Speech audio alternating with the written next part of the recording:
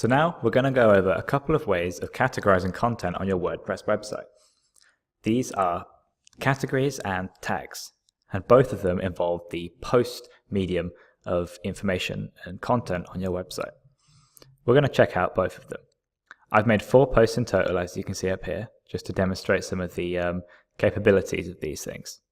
So we're going to click on categories under the posts tab on the left hand side. Now as default, everyone has the uncategorized section. We can edit this to call it whatever we want, but we need at least one category for our posts. So we're going to make an extra one for demonstration purposes. We're going to call it test posts. And this is going to house all the test posts.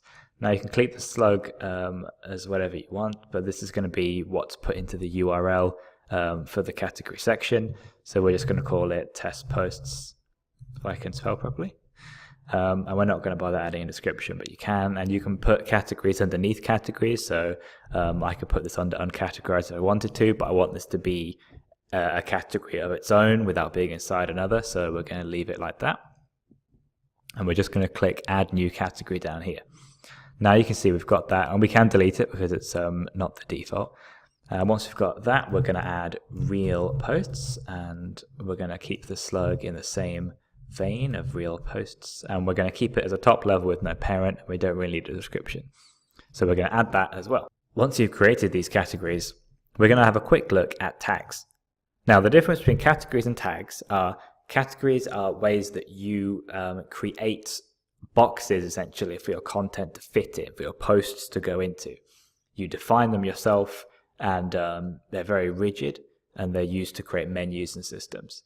However, the tag section is a little bit more fluid. It's much more based on the content, and you can have them change quite easily, and you can add tags to as many things as you want. And the tags are more of a way of finding similar content between categories and areas of your website.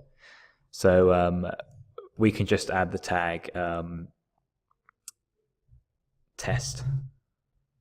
I'm going to keep the slug in test. Don't need a description. We're just going to add that tag, and we'll demonstrate its use along with the categories in just a second. So the way we're going to do that is we're going to have a quick look at the appearance tab. Now under here sits the menus option. Now this helps people navigate your site and gives you a general structure to your WordPress application. So we're just going to create a menu. I've got some suggestions here from previous ones. We're just going to call it main menu, and we're going to click create menu. Now what we're going to do here is leave these settings the same apart from clicking top menu, because that's where we want this menu to sit. You might see slightly different options depending on the theme you've chosen, but most of them will be relatively straightforward.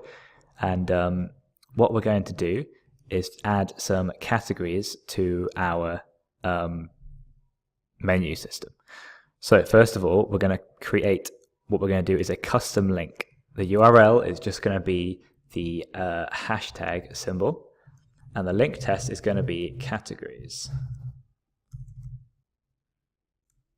And I'll tell you why we're doing this. We're going to click add to menu. So the hashtag being in there just means that the link won't take you anywhere, because we're going to make a drop down menu which shows you all the categories of posts on your website. So now I've created that top level menu. What we're going to do is click on categories here and click real and test posts and add them to the menu. So to give you a quick look at what that looks like now, I'm going to save that menu, and we're going to quickly visit the website using command and click.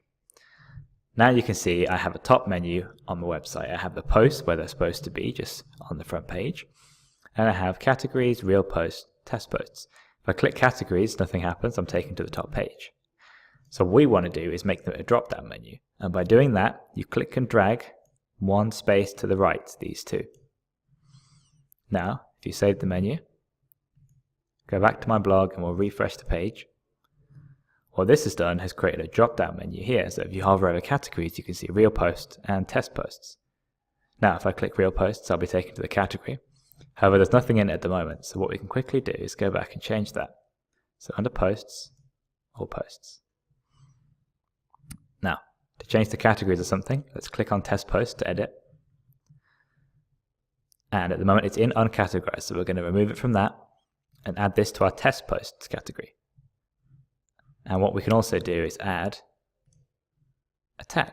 So there are no tags that have been found, but we're going to add test here. And we found that there. We're going to add it. So we now have the test tag, and it's in the test post category. And we'll show you what that looks like once we've updated it. So this has been updated. So we're going to go over to here and refresh the page. Categories, test posts. And now you can see the test post that we added to that category is visible under here. So by properly categorizing your posts and by creating a menu system, you can have users easily navigate through your website, and you can do the exact same thing with pages. But if we want some of the static pages to be available on the menu as they are, all we do is click on Appearance, go down to Menus again,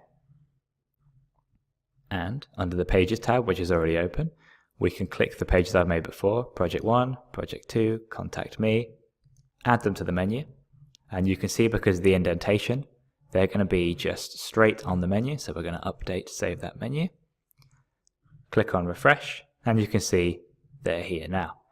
Now if you wanted to make another drop-down menu with projects, you could simply do the same thing with categories, go Custom Link, URL with the hashtag, and then spelling it correctly, you can click that, add a project section, so it's a custom link. We're going to move that up here, make sure it's on the far left hand side, and we're going to put project 1 slightly to the right, and you can see them change into sub item in their description. We're going to save that menu again, and we're going to refresh our page, and you can see we have the categories and these pages here, project 1 and project 2.